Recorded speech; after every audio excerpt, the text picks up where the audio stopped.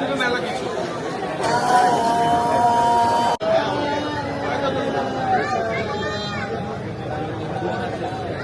পরিবার ও ব্যক্তি বলে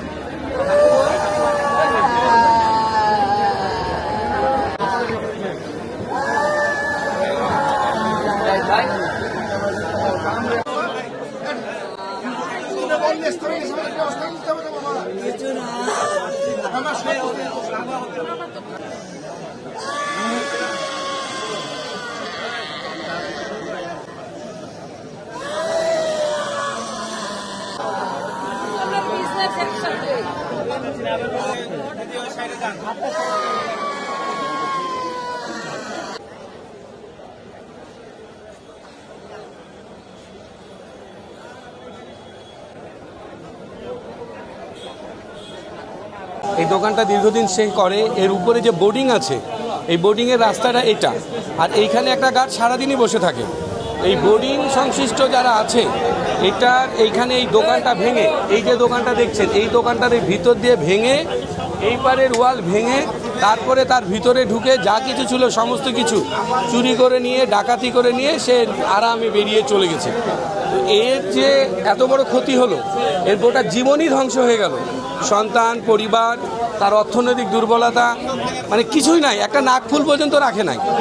আজকে সকালে আমাদের কাছে তথ্য আসে যে সাহেব বাজারস্থ যে স্বর্ণপট্টি আছে, এখানে কারুশ্রী জুয়েলার্সে চুরি হয়েছে। এই জুয়েলার্সে যারা থাকেন তারা গত বৃহস্পতিবার রাত 9টা থেকে 9:30 পর্যন্ত তারা ছিলেন, এরপরে বন্ধ করে চলে গিয়েছেন। শুক্রবারে বন্ধ ছিল, আজকে সকাল 9:30টার দিকে আসার পরে তাদের রুম খুলে দেখছে পাশের যেই জুয়েলার্স আছে ওইটা দিয়ে কে বা কারা ঢুকে ওয়ালটা কেটে এই জুয়েলার্সে প্রবেশ করছে এবং তাদের এখান থেকে বেশ কিছু পরিমাণ স্বর্ণ এবং তাদের মতে টাকা পয়সা নিয়ে গিয়েছে।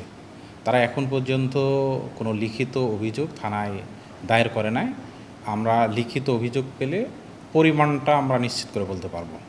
এটি নিয়ে আমাদের পুলিশের পক্ষ থেকে কাজ চলছে। আমাদের সিনিয়র অফিসাররা এই পিও ভিজিট করেছে, ইতোমধ্যেই সেখানে সিআইডিকে ডাকা হয়েছে, তাদের এক্সপার্ট টিম এখান থেকে এভিডেন্স কালেক্ট করছে।